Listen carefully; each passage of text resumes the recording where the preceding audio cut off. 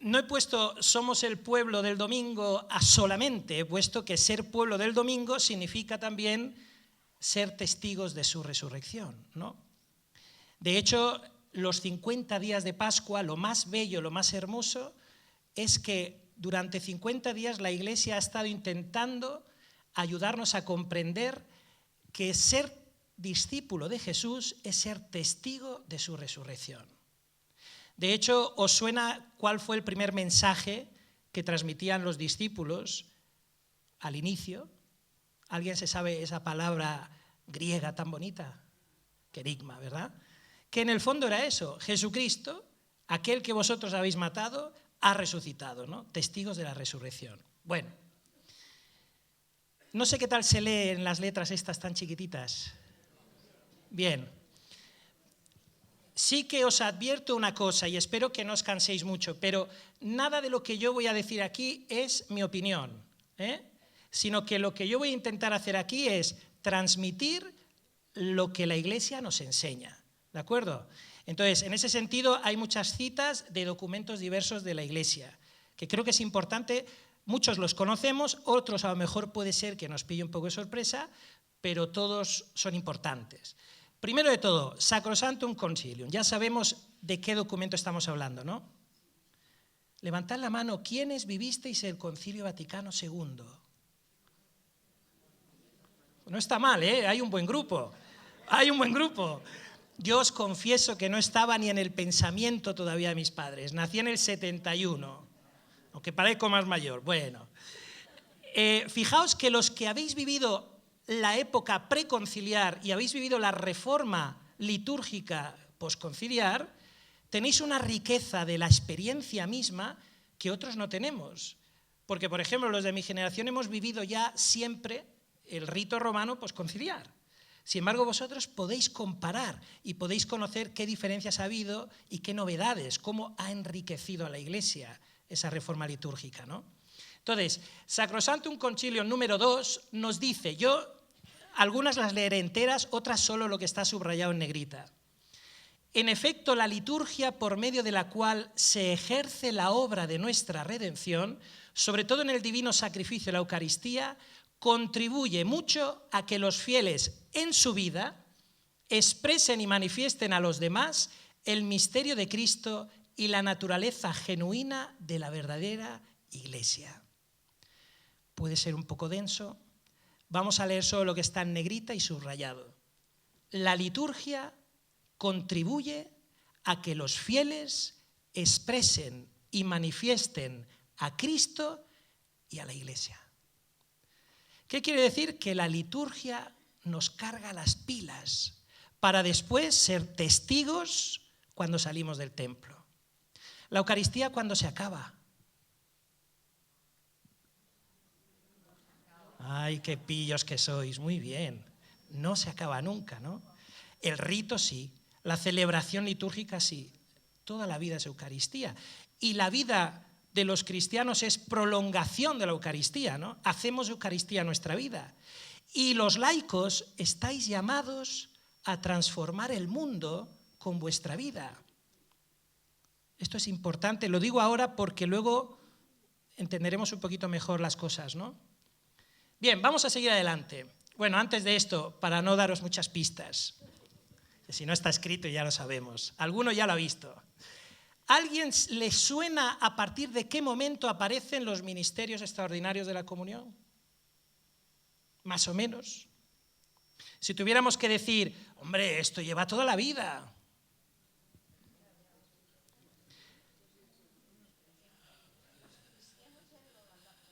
Los primeros cristianos, aquello ya lo dejamos aparte porque aquello era una riqueza tremenda.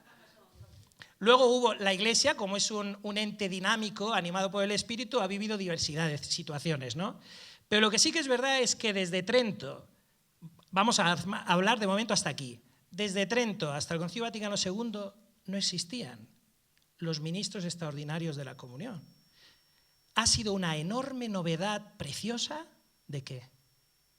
Del Concilio Vaticano II, que recuerda la labor tan importante de los laicos.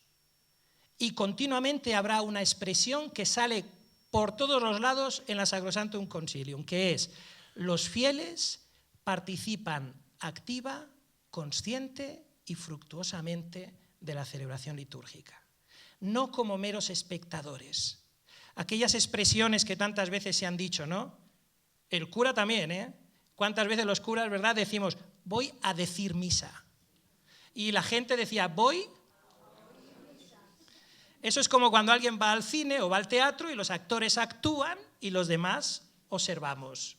Entonces, esa mentalidad de decir misa y oír misa, el Concilio Vaticano II dice, de eso nada. Aquí no hay espectadores, sino que todo el pueblo de Dios es actor. Es actor en cuanto participa del sacerdocio de Cristo.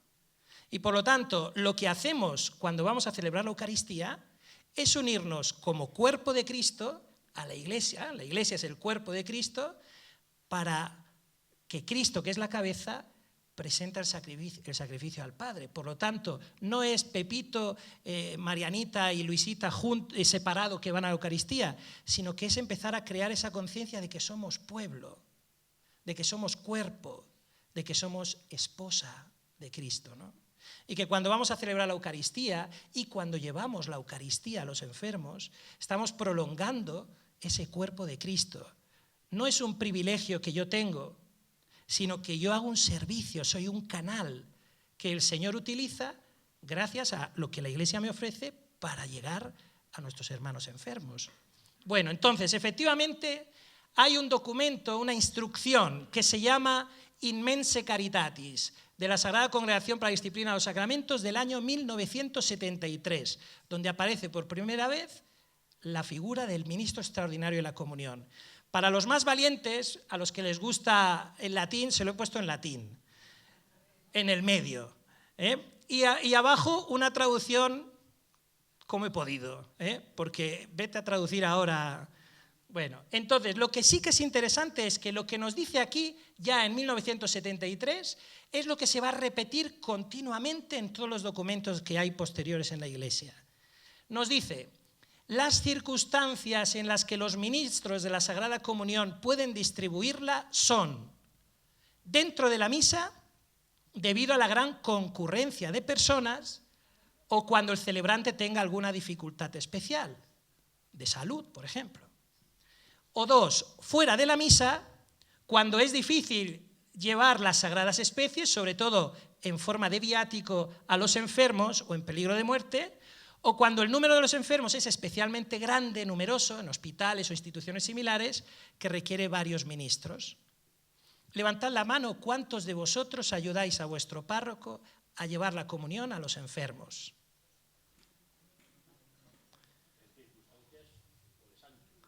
Pues fijaos que es uno de los principios fundamentales del ministerio extraordinario de la comunión: ayudar al sacerdote a llevar la comunión a los enfermos.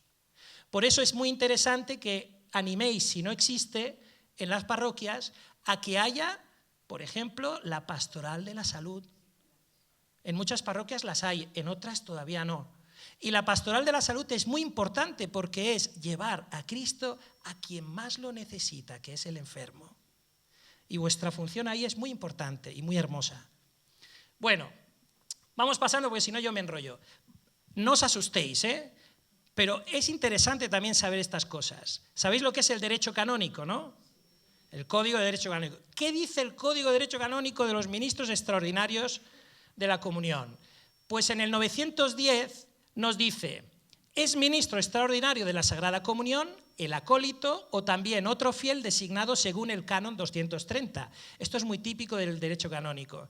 Te hace una definición y te dice, según el canon tal, con lo cual tienes que ir corriendo a buscar otro canon. ¿Me equivoco? No. Y así nos tiene locos. Pero en este caso solo hay estos dos, con lo cual muy fácil. ¿Y qué es lo que dice el canon 230?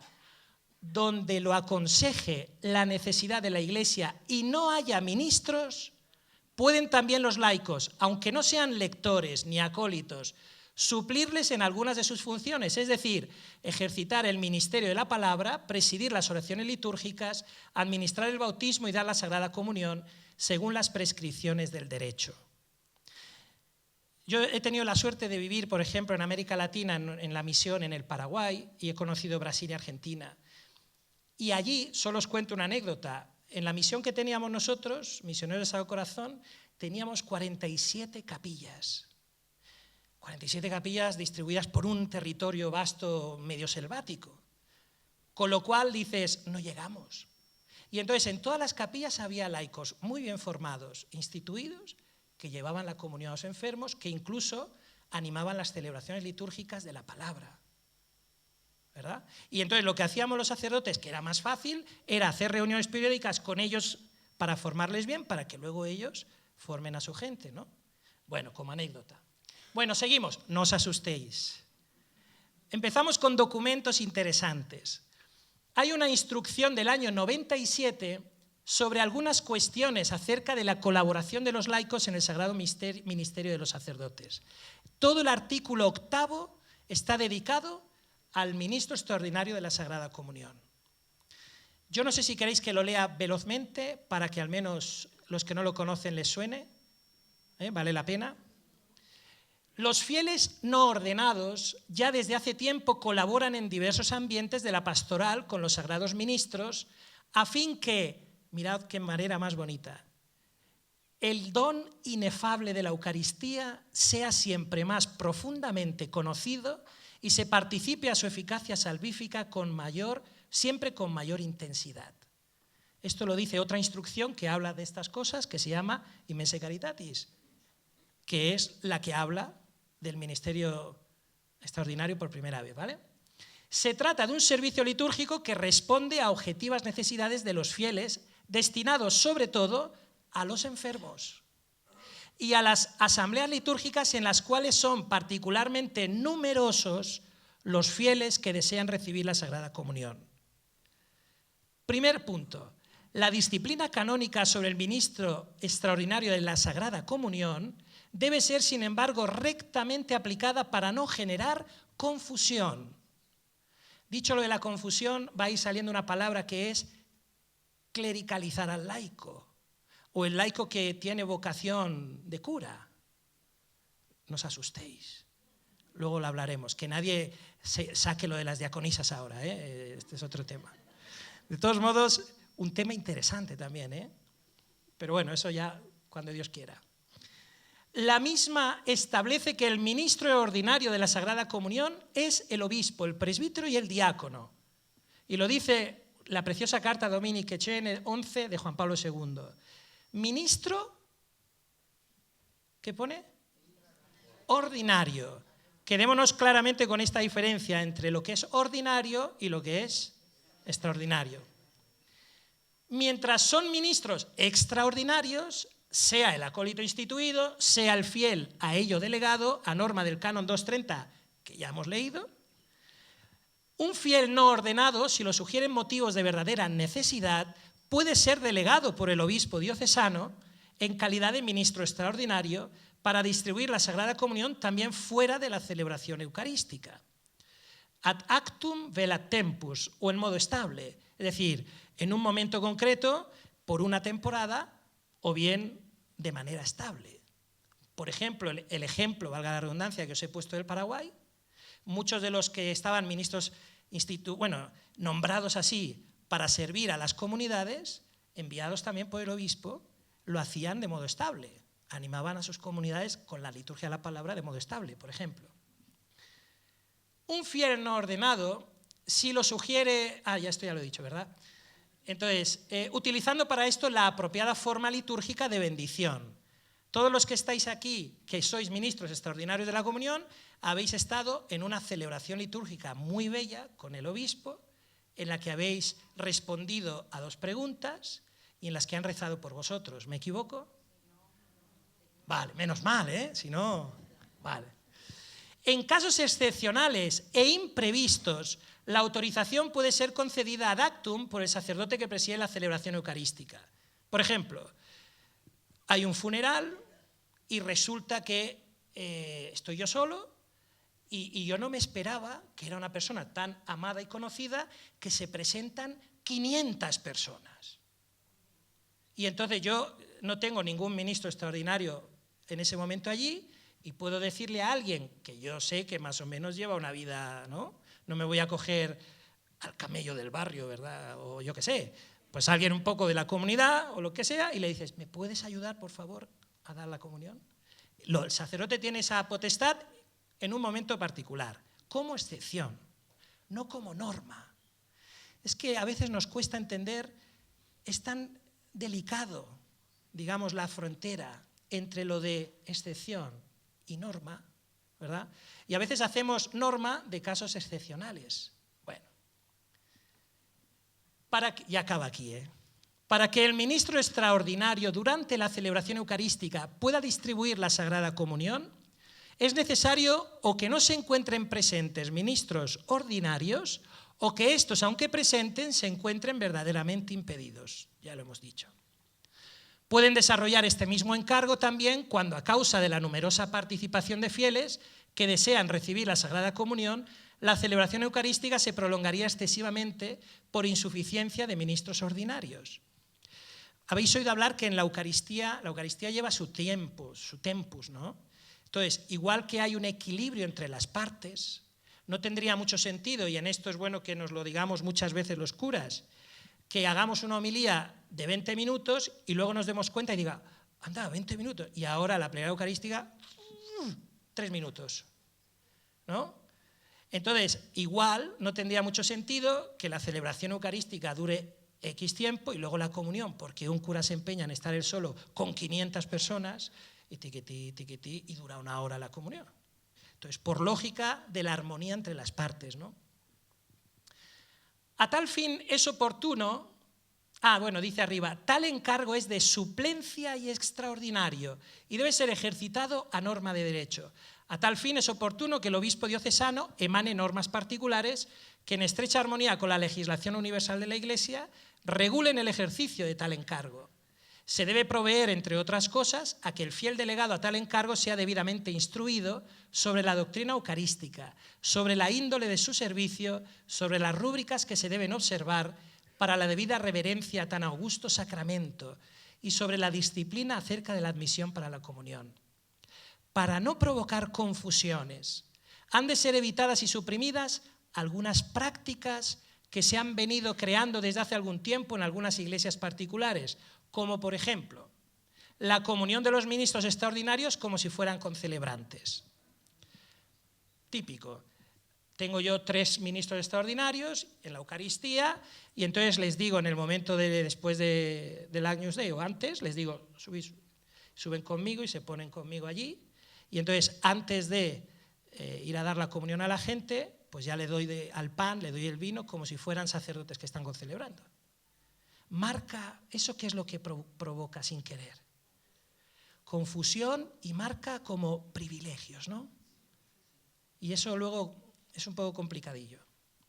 Asociar a la renovación de las promesas de los sacerdotes en la misa crismal del Jueves Santo otras categorías de fieles que renuevan los votos religiosos o que reciben el mandato de ministros extraordinarios de la comunión.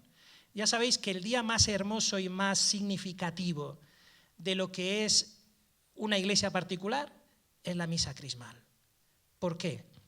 Está el obispo con su presbiterio y con el pueblo que está presente. Y en ese día los sacerdotes renovamos las promesas de nuestra ordenación, que es muy bello, ¿no? El uso habitual de los ministros extraordinarios en las santas misas, extendiendo arbitrariamente el concepto de numerosa participación. Esto lo hacemos con muy buena fe. Muchas veces los sacerdotes tienen un ministro extraordinario, voy a usar la palabra instituido para entendernos, aunque ya ha hecho la aclaración antes don Luis, y dices, parece como que si no le dices que te ayude le estás haciendo un feo. Y entonces a lo mejor hay la costumbre y a lo mejor hay una media de, 40, 50 personas que se tarda 4 o 5 minutos en dar la comunión. Y ya por sistema se echa mano del ministro extraordinario. Entonces, de ser extraordinario pasa a ser ordinario. De repente hay un cura que esto lo hace por sistema. Cambian al cura y llega otro cura. Y el otro cura, pobre, intenta hacer lo que le pide la Iglesia. ¿Qué ocurre? Pues que los ministros extraordinarios que están en la parroquia le miran así como diciendo, ¿ya ha llegado este? Pues ya me ha quitado aquí, lo quiere hacer todo él. Y encima el pobre cura que intenta hacer lo que le dice la Iglesia queda como el que está mal. ¿Me entendéis lo que son el peligro de los abusos, no? Bueno, qué buenos sois, cómo lo entendéis todo de bien. Bueno, mira, sin darme cuenta iba dándole. Vamos a adentrarnos. Ese tocho así era el más grande, ¿eh? Ahora no va a ser tan pesado, ¿eh? Pero era bueno tener eso como de entrada, ¿verdad?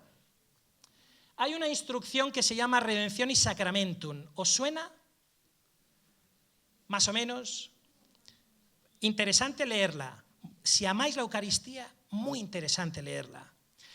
Es de la Congregación para el Culto Divino y la Disciplina de los Sacramentos del año 2004 y habla sobre algunas cosas que se deben observar o evitar acerca de la Santísima Eucaristía. Mirad, hay, si no me equivoco, 7 capítulos. A ver, sí, menos mal, ¿eh? 7 capítulos, ¿verdad? A nosotros nos interesa fijarnos en el segundo capítulo, la participación de los fieles laicos en la celebración de la Eucaristía. Bueno, algunos de los números de esa instrucción nos aclaran mucho qué significa el servicio tan bello que desempeñáis. Primero de todo, la reforma litúrgica del concilio ha traído grandes ventajas para una participación más consciente, activa y fructuosa de los fieles. ¿Os acordáis que hemos dicho que se repite continuamente esta mentalidad, ¿eh? Es muy bello. Sin embargo, no faltan sombras. Así, no se puede callar ante los abusos, a veces gravísimos, contra la naturaleza de la liturgia y de los sacramentos, también contra la tradición y la autoridad de la Iglesia. Los abusos litúrgicos no se trata ahora de ser ni quisquillosos, ni ser, con esa expresión que es un poco fea, pero que todas la entendemos, más papista que el Papa, ¿verdad? Decir, mira, ahora aquí, este va aquí. No, se trata de que cuando tú valoras algo, quieres que no se desvirtúe, quieres que no se deforme y cuidas que se ame y que se mantenga pues, con toda su riqueza y su esplendor. Entonces, los abusos litúrgicos muchas veces son fruto de ideas peregrinas de uno, que de repente se le ocurre y dice, bueno, pues a partir de ahora vamos a hacer tal cosa.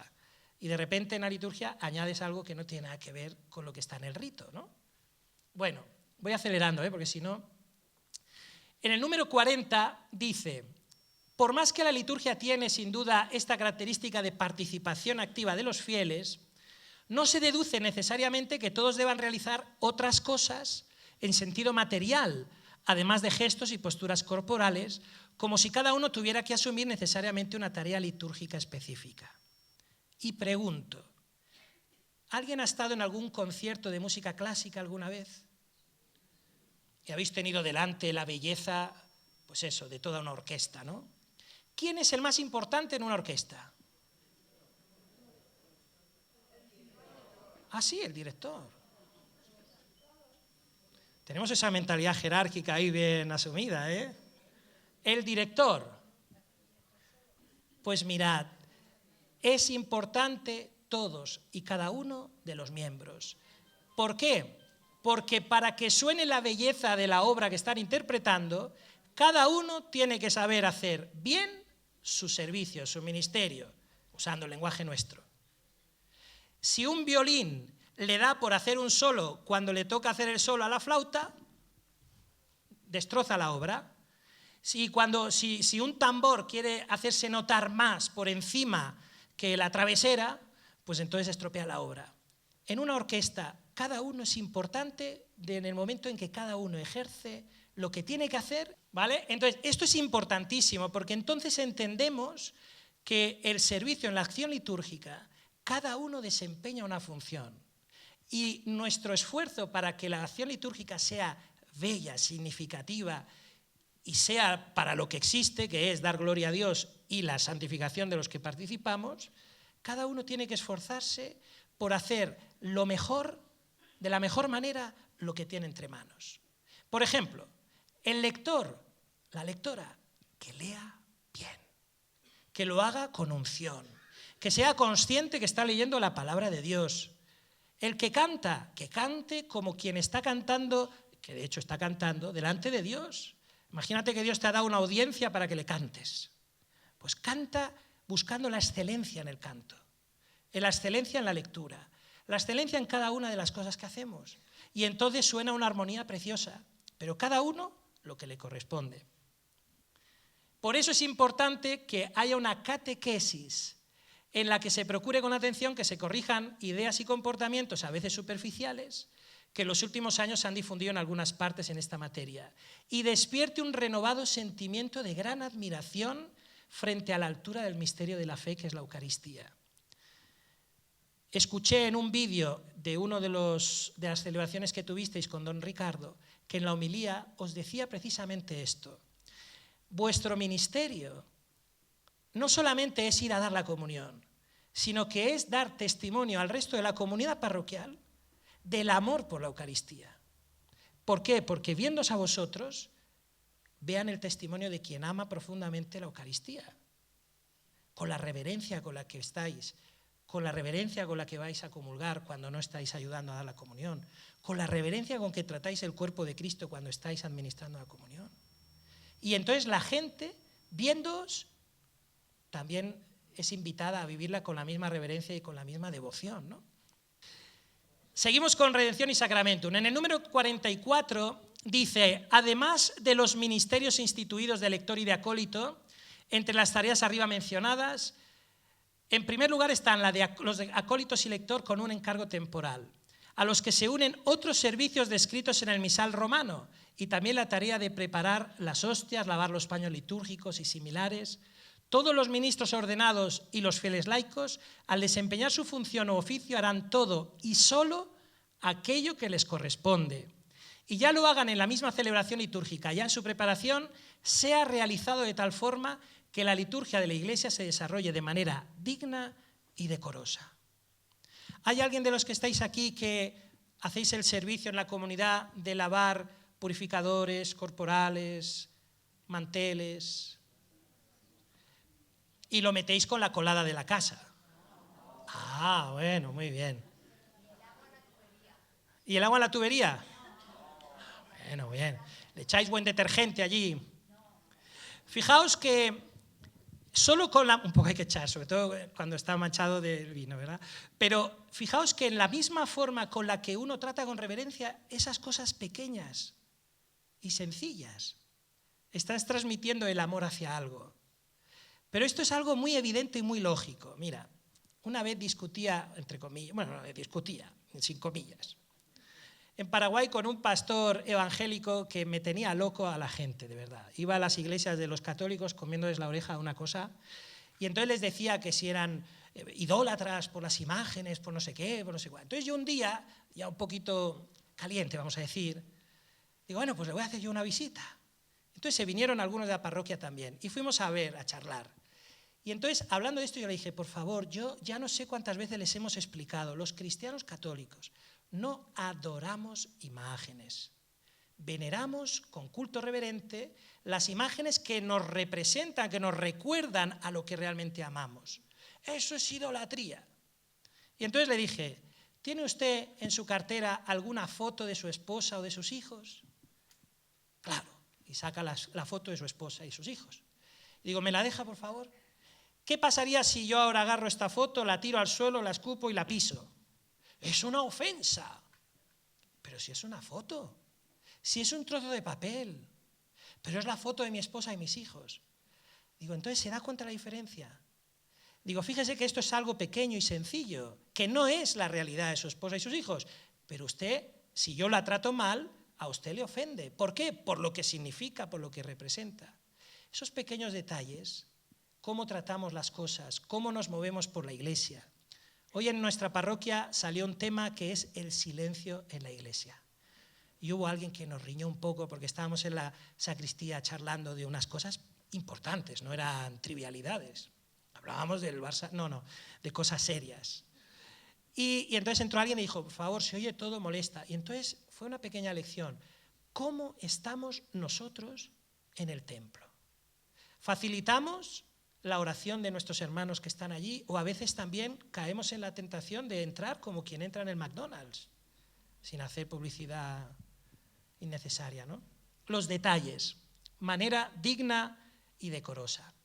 En el número 45 dice, se debe también evitar el peligro de oscurecer la complementariedad entre la acción de laicos y clérigos, complementariedad, para que las tareas de los laicos no sufran una especie de clericalización, como se dice, mientras los ministros sagrados asumen indebidamente lo que es propio de la vida y las acciones de los fieles laicos. Es decir, que no se trata de invertir nuestros ministerios.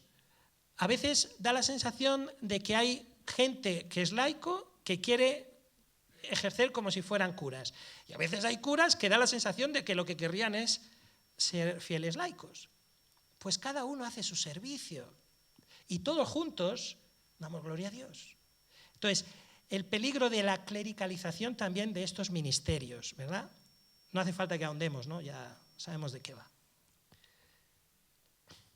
¿Qué ha pasado? Vale. Lo de la formación. También quien es llamado a este servicio tiene que tomarse en serio su formación. No solamente formación litúrgica, formación teológica. El comprender, mira, solamente se ama lo que se conoce, lo que se comprende. Entonces, el amor a la Eucaristía y el amor a la liturgia crece en proporción al conocimiento que tenemos de lo que significan las cosas que celebramos. Si yo, por ejemplo, soy consciente de lo que significa la procesión de entrada, si yo soy consciente de que la procesión de entrada está significando el pueblo de Dios peregrino que va encaminado hacia ¿dónde? Hacia la patria celeste, hacia el lugar donde habrá una Eucaristía eterna junto a Cristo, ¿no? Si yo tengo conciencia de eso, yo no voy en la procesión de entrada, porque no es eso el función, ¿no? ¿O sí? O cuando estoy dando la comunión, si yo soy consciente de que estoy dando al Señor, no me pongo a dar la comunión y cuando viene un vecino le digo, después ven que te tengo que decir una cosa, ¿eh? ¿No? Lo hago con unción, lo hago con ese cariño. Bueno, la formación. Y es bueno que nos achuchéis un poco a los sacerdotes y pedirnos, queremos saber, queremos conocer, queremos ahondar, porque a veces o unos por no querer molestar u otros por no querer comprometerse, la casa sin barrer. Achucharnos un poco, para que también compartamos estas cosas. Bueno, insiste la Redención y Sacramentum sobre el tema de que es algo suplementario y provisional. No voy a ahondar mucho en eso, ¿no? Esto sí que es interesante. La Redención y Sacramentum 156 dice cuál es el nombre que corresponde a este ministerio. Y dice, es ministro extraordinario de la Sagrada Comunión. ¿Habéis oído a veces que se llama de otra forma? ¿Nunca lo habéis oído? Algunos sí, otros no. Muchas veces se oye por ahí ministro extraordinario de la Eucaristía. Pero la Eucaristía no es solamente la comunión. La Eucaristía es toda celebración, con lo cual no es un ministro extraordinario de la Eucaristía porque no existe un ministro extraordinario de la Eucaristía. Existe el ministro extraordinario de la comunión, que es el momento concreto en el que comulgamos con toda la Iglesia, ¿no? Muy bien, bueno, solo a modo de recordatorio. Si habitualmente hay un número suficiente de ministros sagrados, imagínate hay una concelebración, hay 2 sacerdotes, por ejemplo, también para la distribución de la Sagrada Comunión no se pueden designar ministros extraordinarios. En tales circunstancias, los que han sido designados para este ministerio no lo ejerzan. Repruébese la costumbre de aquellos sacerdotes que, a pesar de estar presentes, se abstienen de distribuir la comunión encomendando esta tarea a los laicos. Típico, estoy cansado. Y entonces, como tengo 2 extraordinarios ministros fantásticos de la comunión, yo me siento, canto y disfruto de la paz, de la serenidad después de comulgar, mientras los otros 2 trabajan, entre comillas. Nos lo dice muy claro. Y además os da una responsabilidad a vosotros este número. Os dice que en tales circunstancias los que han sido designados para este ministerio no lo ejerzan. El ser capaces también en su momento de, con todo el cariño y el amor del mundo, a vuestros sacerdotes, si llegara la ocasión, y decirle, Padre, que yo soy aquí cuando usted me diga, pero que a lo mejor, habiendo 20 personas, pues quizá usted puede, ¿no? con todo amor siempre, ¿eh?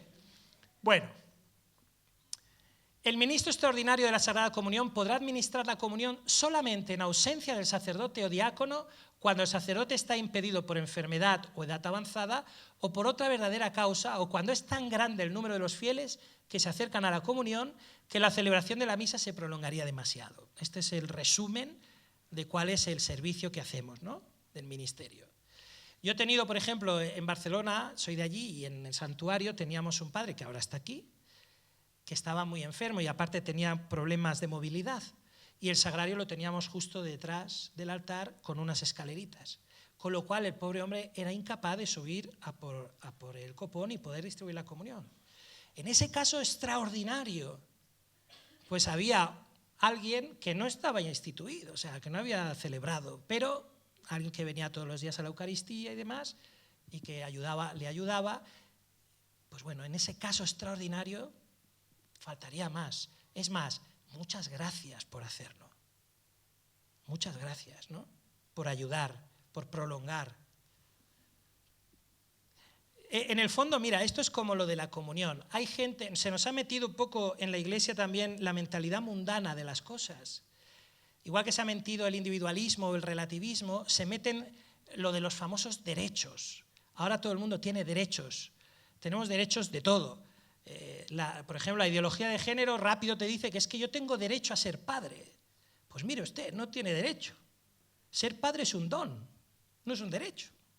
¿O es un derecho? Ser padre es un don. Yo no puedo decir tal. Y quien dice eso dice la comunión, ahora con el revuelo la comunión. La comunión es un derecho, tampoco es un derecho. La comunión es un compromiso. ¿Qué significa la palabra comunión? Que estoy en comunión, en común unión con mi madre la Iglesia. Entonces, si yo soy consciente de que llevo una vida que en un momento particular de mi vida o como un sistema ya choca, pues, ¿no? Un poco por lógica y por lo que hemos dicho antes del amor a lo que tenemos entre manos. Entonces, a esto lo he querido recuperar porque creo que era bonito y con eso acabamos. ¿Os suena esto? O igual hace mucho tiempo ya. Hubo un momento en el que cuando recibisteis este hermoso regalo del servicio de ministro extraordinario de la comunión, el obispo os preguntó lo siguiente, os dijo, vamos a recordar las palabras porque en las palabras se expresa toda la profundidad de lo que es ese servicio, ¿no? Queridos hermanos, encomendamos a nuestro hermano o hermana que va a recibir el encargo de ser ministro extraordinario de la Sagrada Comunión y por lo tanto podrá comulgar la Eucaristía por sí mismo, distribuirla a los demás, distribuir la comunión a los enfermos y también administrar el viático. Tú, hermano, hermana, muy querido, querida, en Cristo, al que encomendamos este ministerio tan importante en la Iglesia, y aquí viene algo hermoso, procura distinguirte por tu vida cristiana, tu fe, tus costumbres y vivir fervientemente de este ministerio de unidad y caridad. Porque los que participamos de un solo pan y de un mismo cáliz, formamos un mismo cuerpo, aunque seamos muchos. Por consiguiente, al distribuir a los demás la Eucaristía, debes ejercer la caridad fraterna, según el mandato del Señor, que dijo a sus discípulos cuando les dio su cuerpo como comida, esto os mando, que os améis unos a otros como yo os he amado. Fijaos que el día de vuestra celebración, casi que lo que os está diciendo es que no es tanto que el momento concreto en el que vais a dar la comunión, sino que tu vida sea comunión, que tu vida sea testimonio, sea estímulo, sea ejemplo, sea ánimo para aquellos de la comunidad. De manera que cuando tú les des la comunión, también de alguna manera lo reciban con el gozo de saber que lo recibe de manos de alguien que se está esforzando por ser santo también. Y las formas, lo que hemos dicho, ¿verdad? Y acabo, y os invito a que respondáis en voz alta a estas preguntas. ¿Queréis recibir el encargo de distribuir a vuestros hermanos el cuerpo del Señor para servicio y edificación de la Iglesia? ¿Estáis dispuestos a procurar diligentemente todo cuidado y reverencia en la distribución de la Eucaristía? Amén. Qué bonito, ¿veis? Pues renováis con el corazón algo tan bello.